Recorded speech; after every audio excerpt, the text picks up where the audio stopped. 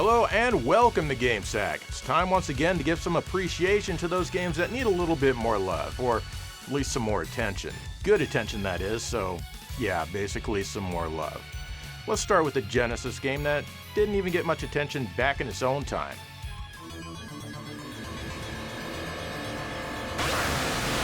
This is Rambo 3 from Sega on the Genesis. This was a very early game for the console, and as you might imagine, it's based on the third exciting entry into the massively popular Rambo cinematic universe. Actually, it might just be the worst movie of the bunch. Anyway, the game starts out with Red Foreman telling you that you need to rescue Colonel Troutman, your former commander. He's been captured in Afghanistan for some reason. I forget why. I think maybe he was trying to help some of the people there, but who cares? All you know is that you gotta get him out. This game plays fairly well. One button shoots your machine gun, which has unlimited ammo. Rambo will fire in a spraying pattern if he's standing still. Unfortunately, there's no way to strafe. Another button deploys your special weapon, which is either your melee knife, your explosive crossbow, which requires a charge, or a time bomb, which blows up after a second or two. The third button selects between your special weapons. You can sometimes pick up icons to increase your stock of arrows and bombs. Some of the stages you just need to get to the end. Other stages are giant mazes. Yeah, that might sound like it sucks, but gamers love mazes because an exceedingly large percentage of games employ mazes. So that means you're gonna love these mazes, or maybe you just don't like video games. In the first maze, you're rescuing prisoners. The one that you want is always the very last one that you rescue. Nothing you can do about that. And that guy tells you that the entire place is about to blow up. Wait, is that Rutger Hauer? Why is he in the game? He's never been in a Rambo movie. Or how about this other maze, which requires you to blow up boxes filled with Sega merchandise? Can't let the enemy enjoy Sega. They don't deserve to have fun. After some of the levels, you get to have a first-person battle with cool scrolling that I thought looked amazing back in the day. This is basically as close as the game gets to a boss fight. Don't spend too long charging up your explosive arrow or you're gonna get hit. Now this has all of the markings of an early game for the console. It's pretty bare bones, it's short, and it probably won't take you too long to beat it. It's only 2 mega power, which is super low, so that's the main reason.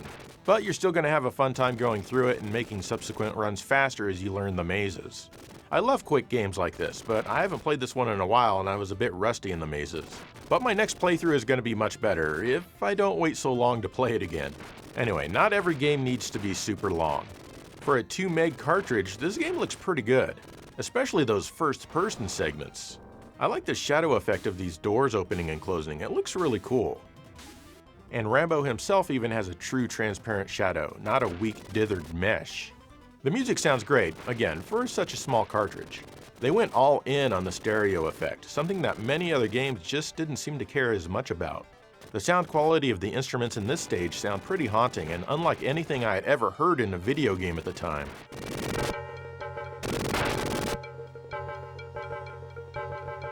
Of course, once Rutger Hauer appears, the music changes to this happy, jaunty tune while you try to escape before the place blows up.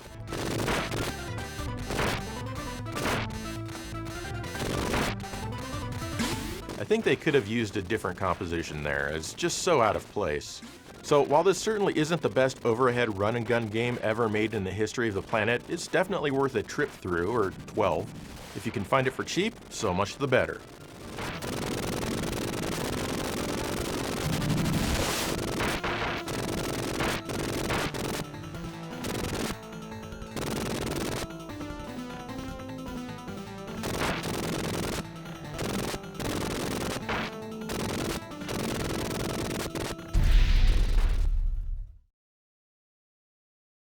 I talk about Choplifter sometimes, I love it. I bought the arcade PCB, the Master System version was one of the first 2 games I picked up for that console.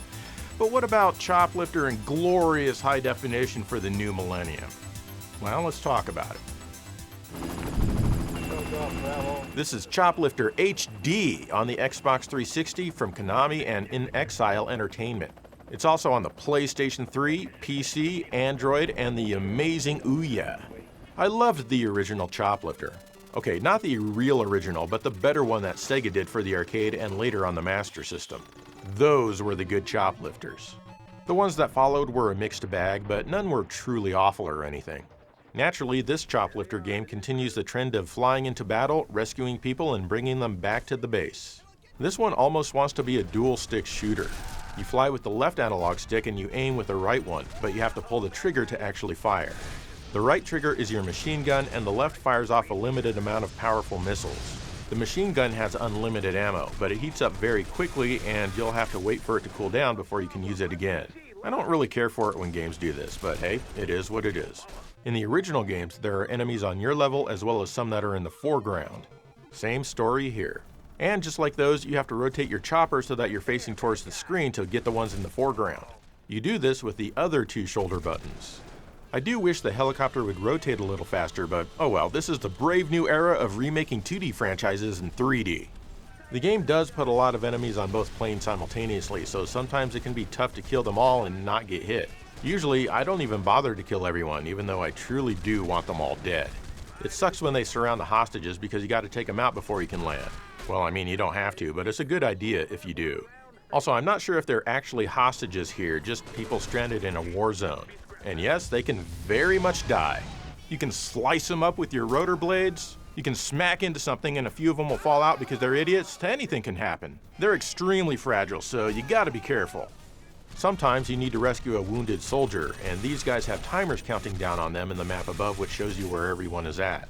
If you can't rescue these guys and get them back to the base on time, they'll die. Sometimes, as a bonus, you get to rescue the news crew. If you do that, you're usually doing pretty well in the stage. We've got ourselves a news reporter. Some missions have you doing different things, like blowing up anti-aircraft guns, or maybe even blowing away a ton of zombies. I like that the game doesn't take itself too seriously. Don't they know they're dead? The game awards you a ranking depending on how well you do, and this will unlock better and faster helicopters, which is cool. There are lots of different missions to complete in this one, and it's fun going back and trying to get a better ranking. I've always enjoyed the concept of flying into hostile territory and rescuing people since I bought the first one on the Master System. It's a weird feeling that's hard to explain for a review, but this game scratches that itch pretty well. The graphics are typical for a digital-only title of the time. That's right, no physical release for this one. Lots of browns and grays, and it runs at a pretty low frame rate of only 30 frames per second. It also tends to drop a lot of frames. The sound is very busy with lots of environmental sounds and shouting going on. It definitely brings up the intensity. There's music here, but I found myself pretty much ignoring it. I think it does what it set out to do, which is mainly to be in the background and not call much attention to itself. You can't get this on the Xbox 360 anymore since they closed the store down. You also can't get it on the PlayStation 3 store, or even on Steam. Looks like the publisher requested that the game be taken down, so you can go straight to hell. I'm having fun with it though, and the publisher can't take my copy, though I am screwed if my hard drive ever fails. I hope that's CPR. Well, don't ask, don't tell. Save this man's life!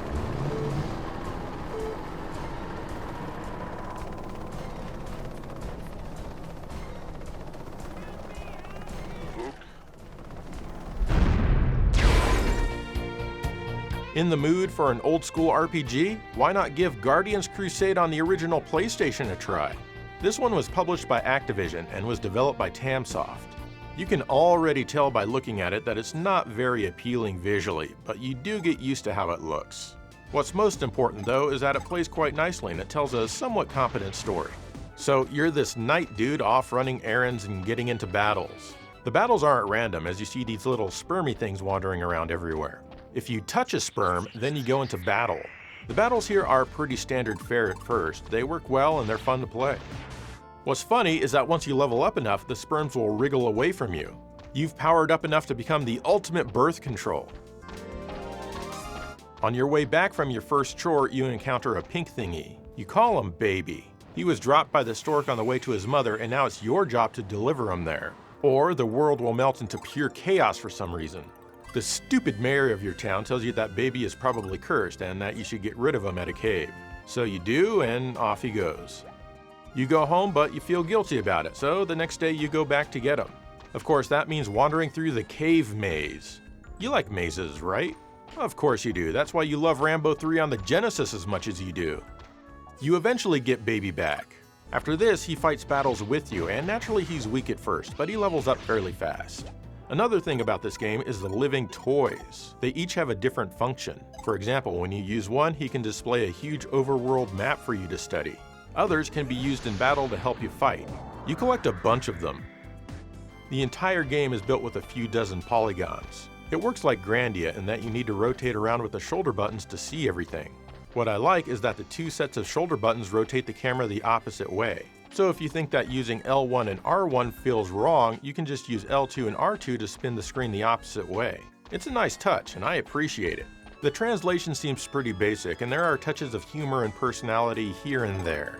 I don't know if it's super faithful to the original Japanese text, and honestly, I do not care.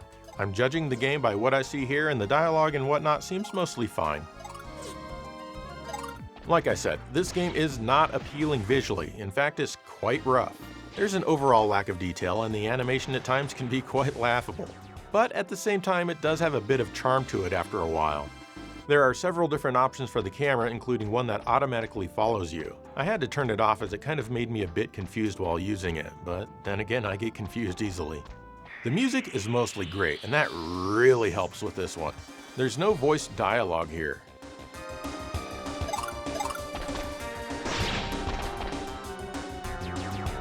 The game will take you just under 20 hours to complete, which honestly is plenty fine, at least for me. It doesn't overstay its welcome, while at the same time gives you something to chew on for a few days. I like that the game plays well and isn't annoying, and also that the battles are actually enjoyable and not over-designed. Check it out if you like JRPGs.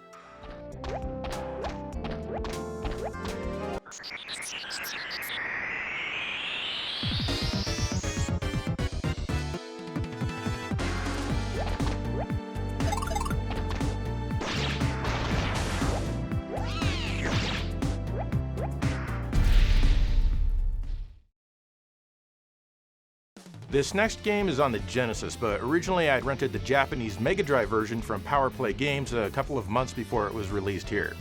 There you go, that's my exciting personal history with it. Now let's talk about the game itself. This is El Viento on the Genesis from Wolf Team. In English, that means the wind. Now you know. And knowing is half the battle. You play as Annette in this side-scrolling action platformer, and it looks pretty rough at first sight. The visuals are typical Wolf Team, with poor use of color in many areas and artwork that is hardly inspiring. Even the sound is kind of unappealing. The music is fine, though certainly not great, but the sound effects are pure farts. Farts everywhere.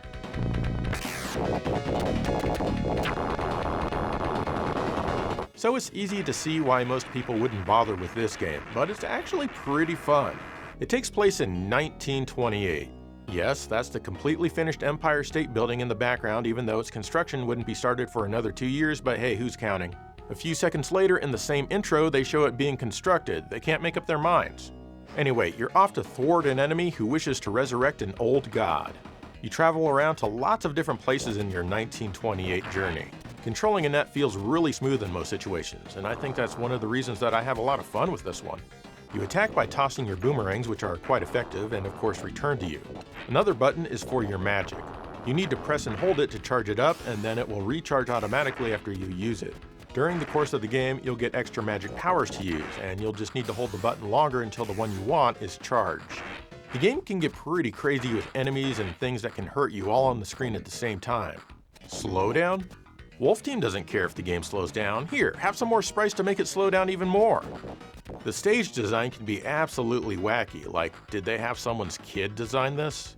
I would have done something like this when I was 5. It still manages to be fun though. There are cutscenes between each stage that tell the story. I like how one of the faces on Mount Rushmore is an Easter Island head. You've probably noticed the blocky graphics for the explosions and a few other things that are really pixely. You're not allowed to like or, God forbid, be impressed by these. Sure, blocky pixels are praised on the Super Nintendo when it does its effects, but remember, on the Genesis, those same effects are bad. Sorry, but I don't make the rules. Seriously though, this was an interesting graphics choice that they made here, and it does kind of make the game stand out for it. Composer Motoi Sakuraba did the music. He's famous for the Shining Force games on the Saturn and many of the Tales of games for various consoles and tons of other stuff. He's very prolific. This game is not one of his more endearing or interesting works, but it's fine.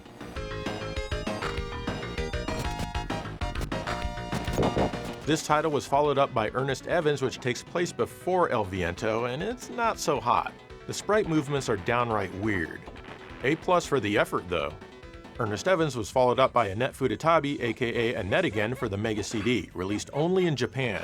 This is a poor fighting game, but at least Wolf Team started getting better with their color usage on their sprites.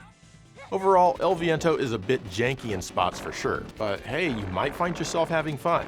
I enjoyed it back in the day, and I still enjoy it now.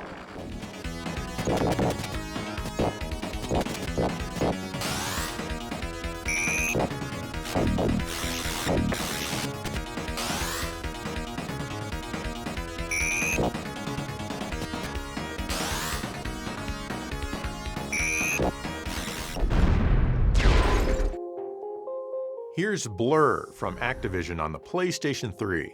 It's also available for the Xbox 360 and PC. This one was developed by Bizarre Creations, whom you may remember from their work on the mostly excellent Project Gotham racing series. While those games get a fair amount of attention these days, Blur generally doesn't, despite selling pretty well. As you can see, it's a racing game. It's kind of like Mario Kart meets Burnout. Basically, it's a kart racing game, but with cars instead of carts. You can drive through items to pick them up. You can then use these to cause havoc for other racers or to help yourself, like getting a boost of speed or a shield so enemies can't hurt you for a bit. You can fire any of the projectile attacks ahead of you or behind you if you hold up or down while you launch them. Yes, like the blue shell, there is an attack that targets the front of the pack. But unlike Mario Kart, these can actually be avoided if you have some good swerving abilities. In fact, every attack can be avoided if you keep your eye on the rear view mirror. If you have one, you can fire a projectile attack backwards to cancel out an enemy attack that's right on your ass. Your car also has a life meter that depletes as you take damage. If you lose all of your life, you wreck. You can still continue the race, but you'll find yourself pretty far behind. Fortunately, there are repair icons scattered about that will fix you completely. You can store up to 3 items at once and toggle their order with a different button, so it's a good idea to try to hang on to a repair icon if you can. It's like Burnout in pretty much every other way. You have different types of events, from ones where you just race to those where you must defeat a certain number of enemies with attacks or even checkpoint attacks. The general vibe of the game really does feel like it could be Burnout's cousin, and I certainly don't mean that in a bad way. There are other things to do during a race, like run through fan icons. There's at least one per race, and the most basic one has you running through all of the gates in order, also within a certain amount of time. There are also fan demands, which can be lots of different things like drifting well or attacking an enemy with a current power-up that you have. These aren't necessary, but they definitely help award you more fans at the end of the race. The more fans you have, the more cars that will be unlocked for you to choose from. You can always go back and do races again to get a better result. I really love playing this game, but it kind of flew under my radar back when it came out. The graphics here are great for their time. That phrase is key, for their time. There's not a lot of color here, and it's mostly gloomy looking with an overabundance of grays. The game runs at 30 frames per second, which isn't ideal, but I don't believe that it ever caused me any issues controlling it. A better frame rate would still be nice though. The sound is really good, and it's in full surround, and they give you control over where the speaker placement is, which is kind of cool. They even let you adjust the subwoofer. I really appreciate these kinds of options to get the game sounding as good as it can for my particular room. For music, it features a mostly mediocre licensed soundtrack, which can be turned off, and I definitely did that for this video. To sum it all up, if you've ever played NASCAR Rumble on the PlayStation or Rumble Racing on the PlayStation 2, you have a good idea of what this game is all about. But I personally think that this game's better than both of those. Unfortunately, Bizarre Creations is no more. But I'd love to see the old band get back together to make a modern update to this one. It's really fun.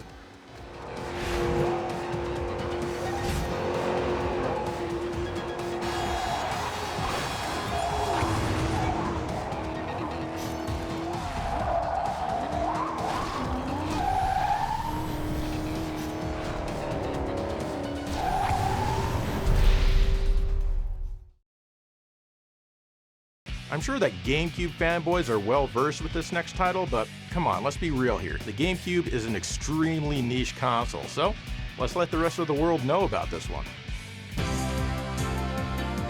This is Gacha Force from Capcom on the GameCube. The name is a play on gacha machines, where you can get small toys. This game has you commanding different toys in battles. And these battles are basically a dollar store version of Sega's Virtual Lawn. That means this is an arena fighter where your goal is to defeat the opposing team's robots. Depending on which robot you're controlling, you can thrust into the air for a little bit, or maybe you can just jump. You might be able to do a long-range attack, or maybe your robot can only melee. You're locked onto one of the enemies at all times, but you can cycle between which enemies you're locked onto with the L and R shoulder buttons. This can create some weirdness with the camera, and I know it's confusing as hell to watch, but believe me, it's actually quite fun. You move around on a map and select your next fight. As you win matches, you'll collect more little robots.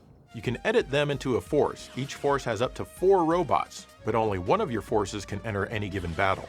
You'll also get other kids to join the Gotcha Force, and they'll fight alongside you with their own robots. This is good because it gives the enemy something else to aim for, and the AI does an okay job battling with you. Before a fight, you choose a team member which can have up to 4 of their own robots. If your robot dies in battle, then the next one comes in and now you're controlling that one. So basically you can have up to 4 lives per battle. But this also means that each enemy can have 4 robots that need to be defeated. It can get pretty chaotic, as you've obviously noticed by now. Like I said, the camera can get weird sometimes, and if you're locked onto an enemy that's behind something, you may be able to see through it but not shoot through it. Even with this craziness, it's still fun, though I do find it pretty easy overall. You can save your adventure between any match, and there are a lot of matches in this game. The graphics are sharp and run at a constant 60 frames per second no matter how crazy the action gets. The music is very energetic and I love it.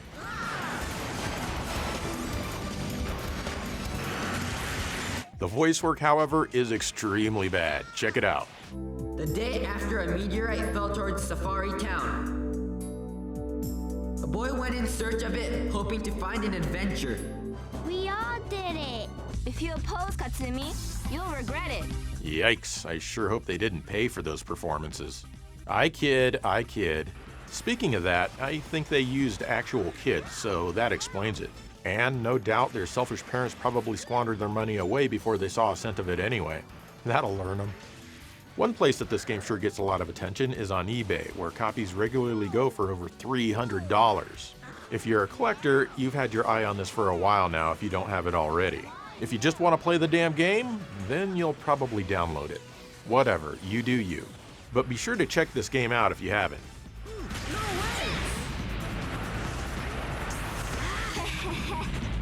I'll show you. Ouch! Ow, ow, ow!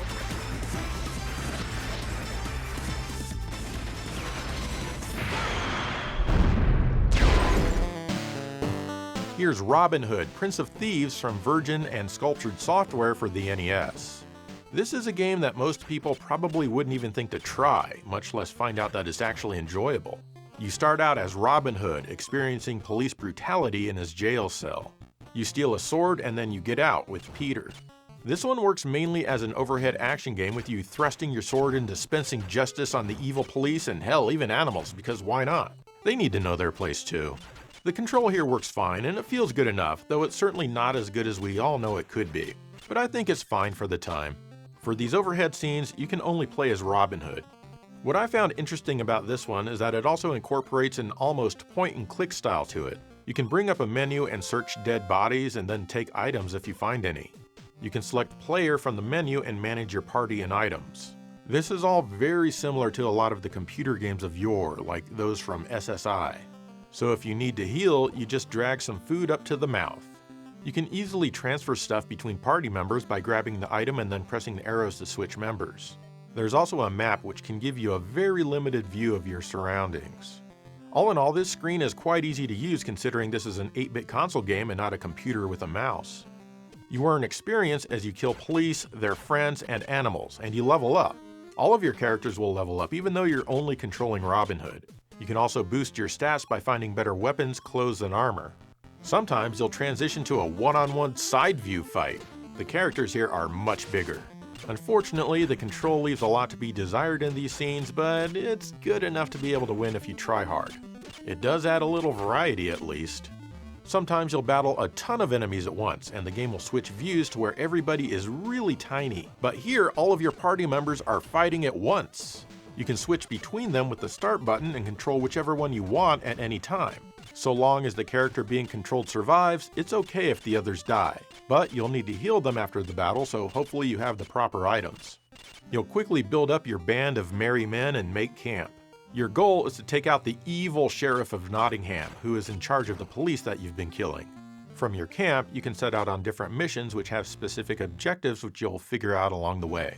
This does kind of make the game a hair repetitive since you're seeing these woods a hell of a lot, but I suppose that comes with the territory. You like mazes, right? Damn straight. The collision in the overhead scenes is pretty funny. Robin will bounce off of any solid object that he can't pass. And I love how he can't go past this tower which is dozens of feet above him. Just can't be done? Sorry, Robin, but you can go straight to hell. The graphics are okay, certainly not top tier for the console. I do wish there were more variety in the visuals. There's a lot of brown in this game. Not enough to make you think it's an Xbox 360 title or anything, but it's a lot of brown. The sound and the music are also both fine. Nothing memorable and nothing that will make you want to turn the sound off. But I do love the progression in this one, though I do wish it allowed you more continues. Give it a try. I, for one, was pleasantly surprised.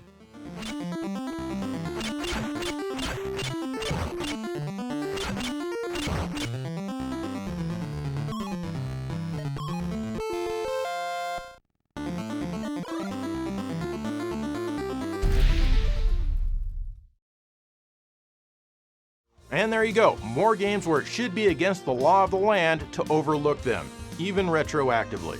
So what are some other games that you feel might be criminally overlooked?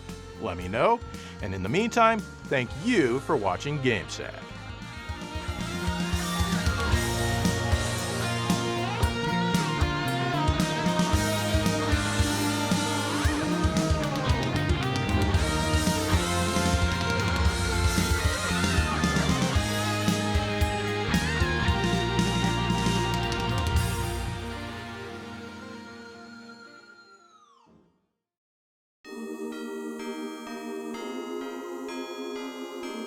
A very Sega of America Christmas.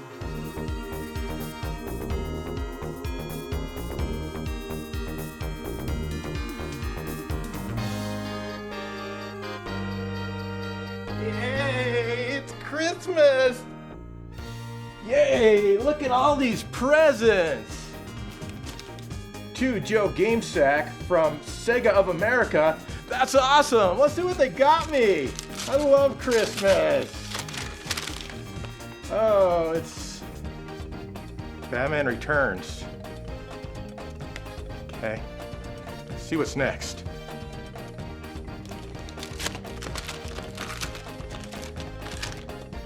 Oh, Tailspin. Next one can't be bad.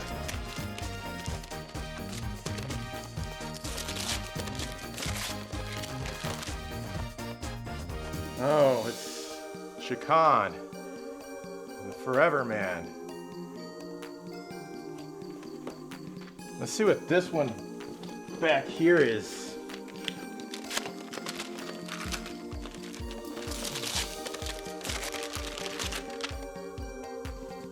Green Dog. Okay, well, this one could be a Saturn game. Might be good. Come on. Come on. Please be good.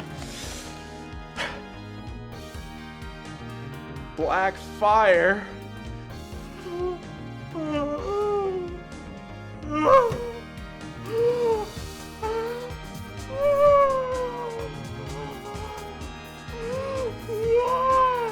I hate Christmas.